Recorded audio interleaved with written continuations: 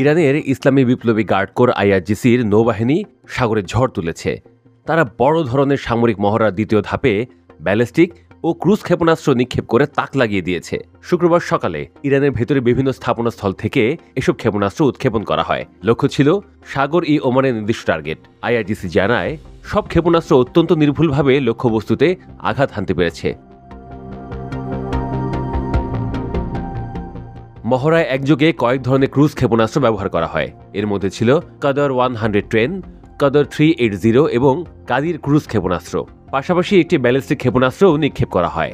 গভীর অভ্যন্তরীণ অঞ্চল থেকে একসঙ্গে এসব ক্ষেপণাস্ত্র ছোড়া হয়।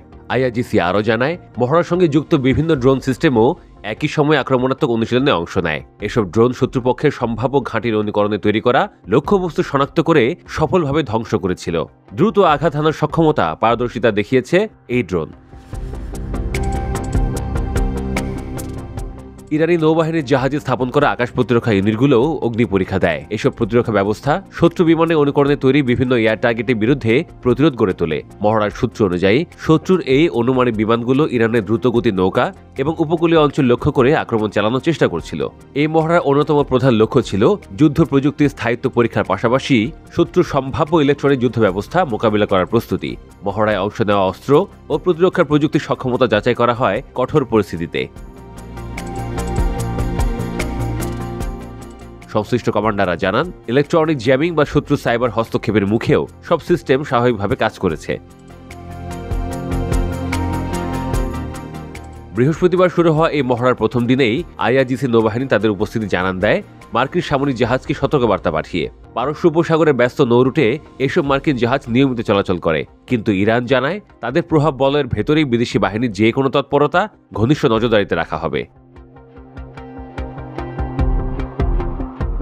মহড়ার কোড নেম দেওয়া হয়েছে শহীদ মোহাম্মদ নাজিরি। নাজিরি ছিলেন আইআরজিসি নৌবাহিনীর বিশেষ কমান্ড ইউনিটের সাবেক কমান্ডার। 2016 সালে ইরানের আঞ্চলিক জলসীমায় ঢুকে পড়া মার্কিন নৌসেনাদের আটক অভিযানে সরাসরি নেতৃত্ব দেন তিনি। তাকে সম্মান জানাতেই এই মহড়ার নামকরণ। মহড়া চলেছে পারস্য উপসাগরের বিভিন্ন গুরুত্বপূর্ণ অঞ্চল জুড়ে। এর মধ্যে রয়েছে নাজিয়াত সমুদ্র অঞ্চল, আবু মুসা দ্বীপ, গ্রেটার তুম্বো ও লেজার তুম্বো দ্বীপ, সিরি দ্বীপ, হরমুজ প্রণালী এবং সাগর ই ওমান। এসব এলাকা ভূরাজনৈতিকভাবে অত্যন্ত গুরুত্বপূর্ণ, কারণ আন্তর্জাতিক তেল বাণিজ্যের বড় অংশ এই রুট দিয়ে পরিবহন করা হয়। প্রথম দিনে অনুশীলনে আরও ব্যবহার করা হয় সমন্বিত আকাশ প্রতিরক্ষা ব্যবস্থা নওয়াব, মাজিদ ও মিসাগ। ইলেকট্রনিক যুদ্ধ পরিস্থিতিতে এসব সিস্টেম পরীক্ষা করা হয়। আইআরজিসি জানায়, কৃত্রিম বুদ্ধিমত্তার সহায়তা এই রাডার ও প্রতিরক্ষা ব্যবস্থা খুব অল্প সময়ে লক্ষ্য শনাক্ত করতে পারে এবং যথাযথভাবে আঘাত হানতে পারে। ইরান বলেছে, এই বৃহৎ মহড়া শান্তি ও বন্ধুত্বের বার্তা বহন করে প্রতিবেশী দেশগুলোর জন্য। তবে একই সঙ্গে শত্রুপক্ষকে স্পষ্ট সতর্কতা দেওয়া হয়েছে, যে কোনো ভুল পদক্ষেপের কঠোর জবাব দেওয়া হবে।